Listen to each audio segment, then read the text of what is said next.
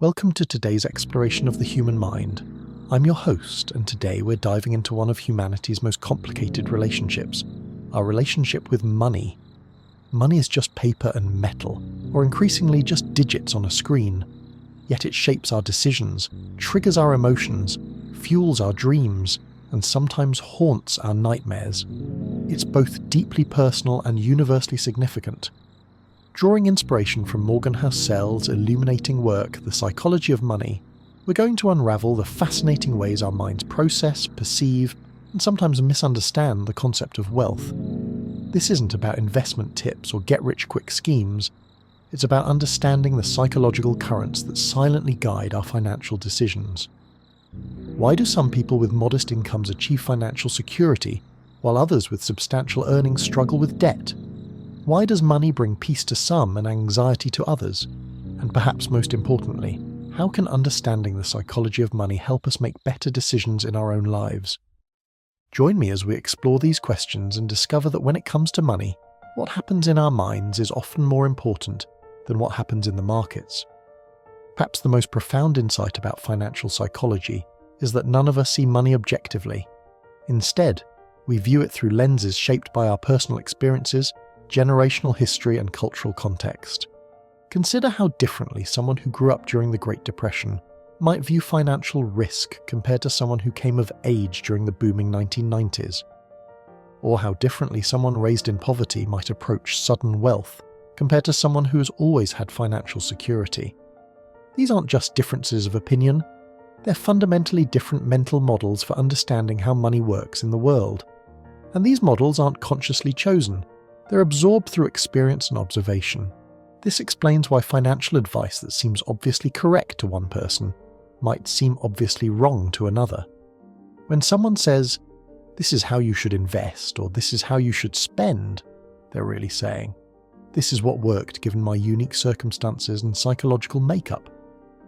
The fascinating implication is that your financial decisions are influenced by factors you may never have consciously considered. Your grandparents' experiences during economic hardship, your parents' attitudes toward debt, your first encounters with money as a child, the economic climate during your formative years. These influences create what psychologists call money scripts, deeply held beliefs about money that drive behavior, often without our awareness. Some common money scripts include: money is the root of all evil, I don't deserve wealth, money brings freedom, or financial status determines human worth. These scripts function like invisible software running in the background of our financial decisions. They aren't easily changed through information alone. You can tell someone with a scarcity mindset about money that they now have plenty, but their psychological response will still be shaped by their experiences of not having enough. This perspective helps explain why financial behavior often seems irrational. When someone holds on to a losing investment far too long, or spends lavishly despite mounting debt, or refuses to invest despite having ample resources, they aren't necessarily making a calculated error. They're acting in accordance with their psychological programming around money. Understanding these personal lenses isn't just academically interesting, it's practically essential. It suggests that financial success requires not just external knowledge about markets and investments, but internal awareness of your own psychological patterns and inherited beliefs about wealth. Let's explore one of the most powerful forces in finance that our psychology is particularly ill-equipped to appreciate: compounding.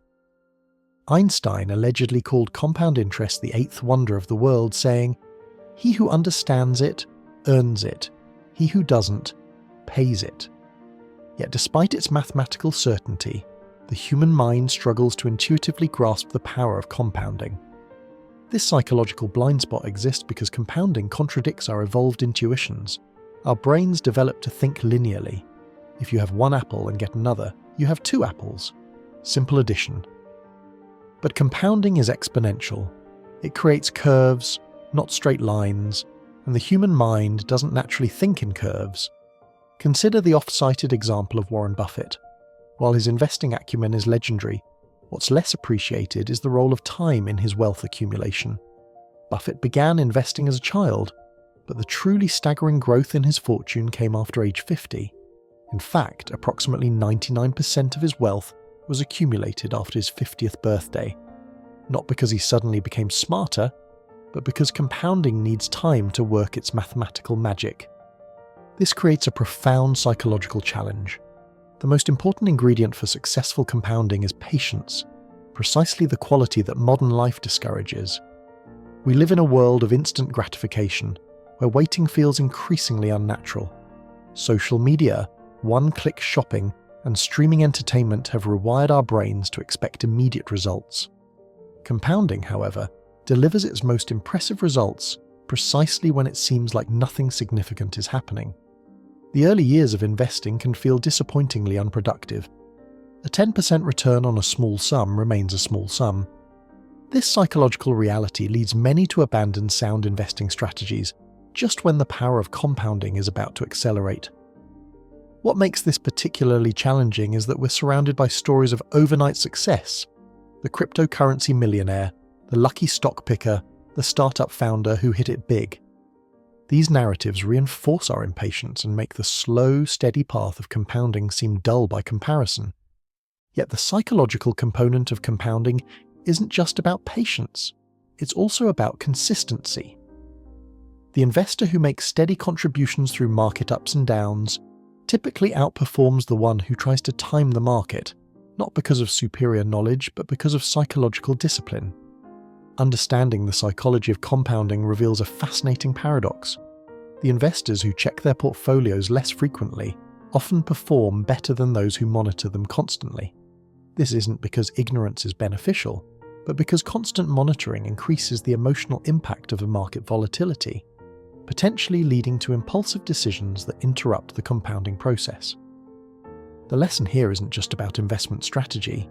It's about developing a psychological relationship with time that runs counter to our cultural programming. It's about cultivating the ability to wait, to trust in mathematical certainty over emotional immediacy, to value the exponential power of enough time over the linear satisfaction of right now.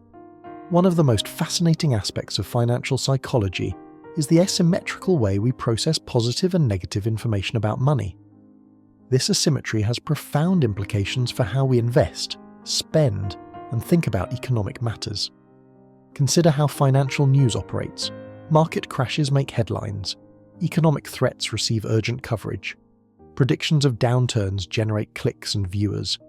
But steady growth, gradual improvements, and consistent progress rarely receive the same attention. This isn't just a media phenomenon, it's a reflection of how our minds naturally work. Our brains evolved to prioritize negative information because, from an evolutionary standpoint, threats were more immediately relevant to survival than opportunities. Missing a potential danger could be fatal. Missing a potential gain was merely suboptimal. This negativity bias creates a persistent psychological illusion, the feeling that things are worse than they actually are. We overweight bad financial news and underweight good financial news, creating a distorted picture of economic reality. The psychological effect of this asymmetry is profound. Investors tend to remember their losses more vividly than their gains of the same magnitude. Economic pessimists often sound smarter than economic optimists, even when history has consistently favored the optimists. And everyday consumers feel more anxiety about financial setbacks than satisfaction from financial wins. This asymmetry explains the curious phenomenon that while objective measures of global wealth and prosperity have increased dramatically over decades, subjective assessments of economic conditions often remain pessimistic. We're psychologically predisposed to focus on what's wrong rather than what's improving. The investment implications are significant. Those who allow this psychological asymmetry to guide their decisions tend to overreact to market downturns, potentially selling valuable assets at their lowest points. They might also avoid promising investments due to overestimated fears, missing opportunities for growth. But perhaps the most important insight is how this asymmetry affects our everyday relationship with money. Financial anxiety, even among the objectively wealthy, often stems from giving more mental weight to potential losses than to realized gains. The financially secure person who still feels insecure is experiencing not an economic reality, but a psychological distortion. Counteracting this natural asymmetry requires conscious effort. It means deliberately celebrating financial wins rather than immediately moving the goalposts. It means contextualizing financial news within longer historical trends rather than reacting to isolated headlines. And perhaps most importantly, It means recognizing that pessimism often sounds intellectually sophisticated, while optimism appears naive, even though optimism has been the better bet throughout economic history. Now let's explore perhaps the most challenging psychological aspect of wealth: the complex interplay between luck, risk, and skill. How we mentally account for these factors shapes not just our financial strategies, but our very understanding of what financial success means.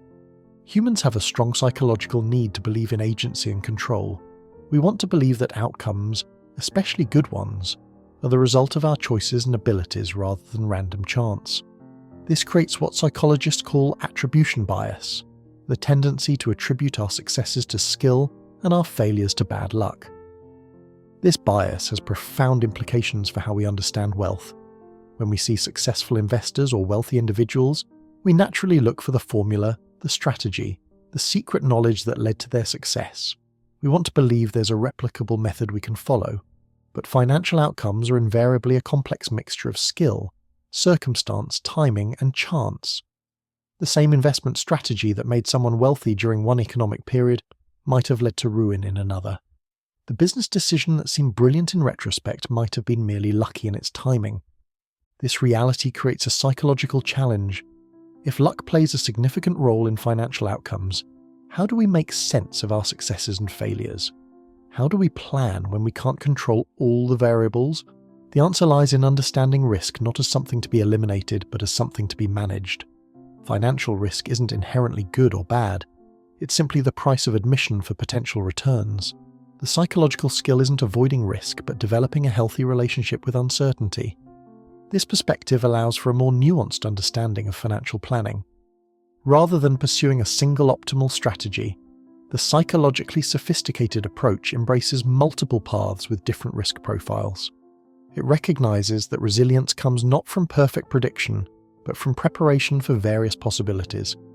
It also suggests that we should judge financial decisions not solely by their outcomes, but by the quality of the thought process that led to them. A well-reasoned investment that fails due to unforeseeable circumstances isn't necessarily a mistake, and a reckless gamble that succeeds doesn't validate the approach. Perhaps most importantly, acknowledging the role of luck in financial outcomes can foster greater compassion, both for others and for ourselves. Not everyone starts with the same advantages, faces the same challenges, or experiences the same opportunities. Financial outcomes reflect these differences as much as they reflect personal choices.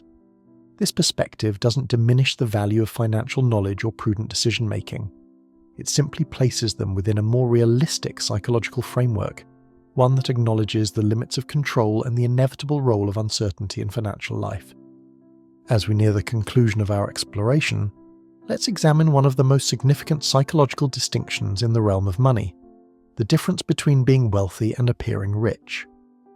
At its core, this distinction is about different psychological relationships with both money and time. Wealth, properly understood, represents options and security, the ability to choose how you spend your time without financial constraint. Richness, by contrast, is about visible consumption and status markers, the ability to acquire expensive things. The psychological tension between these two concepts explains many seemingly irrational financial behaviors. The person who earns a high income but spends it all, or more, on status symbols isn't financially irrational. They're psychologically prioritizing immediate social validation over long-term security. Similarly, the millionaire who lives modestly isn't denying themselves pleasure. They're psychologically prioritizing freedom over display. What makes this distinction particularly challenging is that our culture often conflates wealth and richness, presenting them as the same thing. Media portrayals of affluence almost invariably focus on consumption rather than financial security. The wealthy person who doesn't display their wealth through conventional status markers becomes almost invisible in our cultural understanding of success. This creates a profound psychological trap. Many pursue the appearance of wealth through consumption, inadvertently making true wealth, financial freedom, harder to achieve. The luxury car that impresses others also represents thousands of hours of future work required to pay for it. Hours that reduce one's freedom to choose how time is spent. The key psychological insight here is that wealth is fundamentally about having options, particularly regarding how you spend your time. Money that buys freedom is wealth. Money that buys things is just purchasing power. and while both have value, confusing one for the other leads to financial choices that may satisfy in the moment but fail to create lasting security. This perspective invites a different psychological approach to financial success, one that prioritizes the quietly powerful satisfaction of options over the louder but more fleeting pleasure of acquisition. It suggests that the truly wealthy person isn't the one with the most impressive possessions, but the one with the greatest control over their own time. As we conclude our exploration of the psychology of money, it becomes clear that our financial lives are shaped as much by our mental models as by external economic realities. The way we think about money, the stories we tell ourselves, the biases we harbour, the emotions we feel, profoundly influences our financial decisions and ultimately our financial outcomes. Understanding the psychology of money doesn't guarantee wealth, but it offers something perhaps more valuable: clarity. When we recognise how our inherited beliefs about money shape our decisions, how our brains struggle with concepts like compounding, how we process financial information asymmetrically, how we misattribute the roles of luck and skill, and how we confuse wealth with richness, we gain the ability to make more conscious, intentional choices. The most powerful insight may be that money itself isn't the ultimate goal, but rather a tool for creating the life we want. The psychology of money isn't really about money at all. It's about how we use this tool to create security, freedom, and meaning in our finite time on this planet. As Morgan Housel reminds us, doing well with money isn't necessarily about what you know. It's about how you behave, and behavior is hard to teach, even to really smart people. To master money, we must first master ourselves, our psychological tendencies, our emotional reactions, our deeply held beliefs. Thank you for joining me on this journey through the fascinating intersection of psychology and finance. Until next time, remember that the most important investment you can make might not be in stocks or bonds, but in understanding your own relationship with money.